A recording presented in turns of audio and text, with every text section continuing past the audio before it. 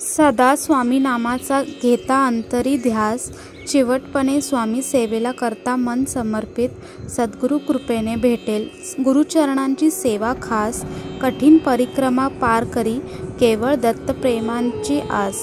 श्री गुरुदेव दत्त, श्री स्वामी समर्थ।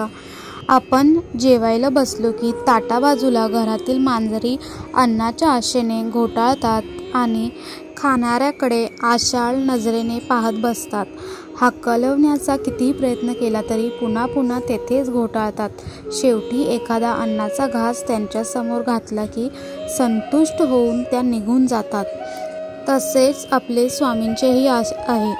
स्वामींच्या दारात मांजराप्रमाणे असे आशाळ होऊन पदर पसरून बसता आले पाहिजे। कोणी कितीही बोलले, अपमान केला तरी स्वतः घालून घेतलेल्या नित्यसेवेचा उंबरठा सोडता कामा नये, तरच स्वामींच्या प्रसादाचा मौल्यवान लाभ प्राप्त होतो। स्वामी नामाच्या नामस्मरणाच्या सांगतीत गिरनारसारखे चढण्यास कठीण वाटणारे शिखर पार करून सद्गुरूंच्या चरणसान्निध्य जाणून पोचणे ही सर्व सद्गुरु कृपा।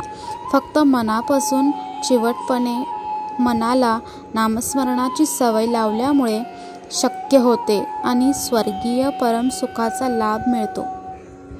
आपण सर्व नेहमी श्री स्वामी समर्थ महाराज यांच्या मंदिरात जातो, मठात जातो, महाराजांना मुजरा करतो, आरती करतो आणि आपल्या मार्गाला लागतो। पण कधी आपण महाराजांच्या फोटोकडे लक्ष देऊन पाहतो का की ह्या फोटोमध्ये किती शक्ती लपलेली आहे? नाही ना। पण आज आपण महाराजांच्या फोटोतील शक्ती पाहूया। आपण जर महाराजांचे मस्तक पाहिले तर त्यांच्या मध्यभागाला ब्रह्मरंध्र म्हणतात। ब्रह्मरंध्र म्हणजे महाराजांनी भगवान शिवांना धारण केलेले एक स्थान आहे। आपण जर महाराजांच्या छातीचे वर्णन केले तर ते स्त्री स्वरूपात आहे, कारण तेथे या आदिमाया आदिशक्ती आईसाहेब स्थापित आहेत। आपण जर महाराजांचे पोट पाहिले तर तेथे भगवान गणपती बाप्पांचे स्थान आहे। महाराजांचा डावा खांदा उंच व उजवा खांदा खाली आहे। महाराजांच्या शरीराच्या उजव्या भागात भगवान रुद्र व डाव्या भागात माता शक्तीचे प्रतीक आहे। महाराजांच्या डोक्यामागे पाहिले तर आपल्याला 3 वलय दिसतात।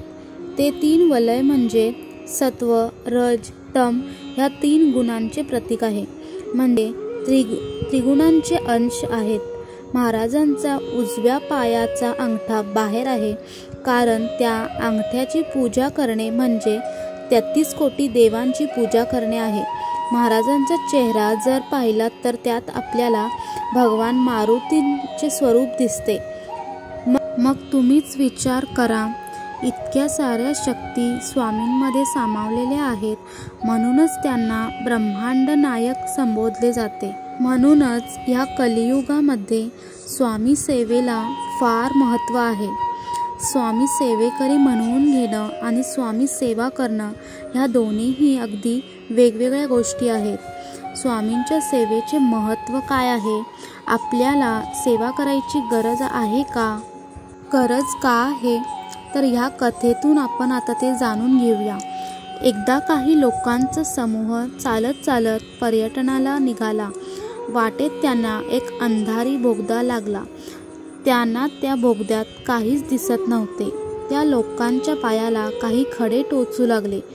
काही लोकांनी ते खडे आपल्यानंतर येणाऱ्या इतरांना टोचू नये, इजा होऊ नये म्हणून ते खडे उचलून खिशात ठेवू सुरुवात केली। काहींनी जास्त खडे उचलले तर काहींनी कमी उचलले। काही लोकांनी असा विचार केला की आपण कशाला फुकट उचलायचे, आपल्याला त्रास झालाच ना, मग त्या इतरांनाही होईल। त्यामुळे त्यातील काहींनी तर खडे उचललेच नाहीत। जेव्हा ते सर्वजण त्या बोगद्याच्या बाहेर आले व खिशातून काढून टाकण्यासाठी खडे बाहेर काढले तर ते खडे नव्हते, तर अस्सल हिरे होते। त्यावेळी कमी खडे उचललेले लोक आपापसात हळूहळू बोलू लागले की जास्त खडे उचलले असते तर आपल्याला हिरे जास्त मिळाले असते। न उचललेले लोक पश्चाताप करू लागले।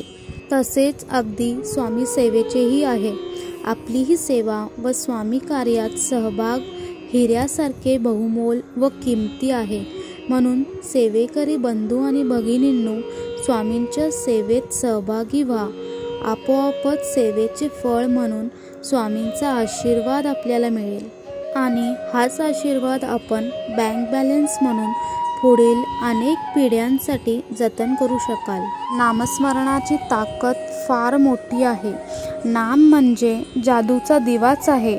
तुमच्या जे काही मनात इच्छा असतील, मनोकामना असतील, त्या नामस्मरणाने अवश्य पूर्ण होतात. तुम्ही सतत देवाचं नामस्मरण करा आणि तुम्हीच पाहाल तुमच्या आयुष्यात अनेक बदल घडतील. एकदा एक बाई सोवळे नेसून स्वयंपाक करीत होती. बाईचे मूल झोपून उठल्यावर अंथरुणातच आई मला घे म्हणून रडू लागले. आई म्हणाली, बाळा, मी तुला घ्यायला आतुर झाले आहे रे, पण तू कपडे तेवढे काढून ये. परंतु मुलगा कपडे काढायला तयार होईना आणि आई आई म्हणून रडू लागला. तेव्हा शेजारच्या बाईने येऊन मुलाचे कपडे काढले आणि मग आईने मुलाला पोटाशी घेतले. आपलेही त्या लहान मुलाप्रमाणे झाले आहे. वासना, विकार, अहंभाव इत्यादींचे कपडे न काढताच आपण परमेश्वराला भेटायची इच्छा करतो. मग त्याची आपली भेट कशी होणार? स्वामी महाराज आपल्याला मातेप्रमाणेच आहेत. ते खूप प्रेमळ आहेत. त्यांना आपल्याला भेटायची अतिशय इच्छा आहे. परंतु जोपर्यंत आपण आपल्या अंगावरचे अपवित्र आवरणे काढून टाकीत नाही, तोपर्यंत स्वामी महाराज आपल्याला जवळ घेत नाहीत.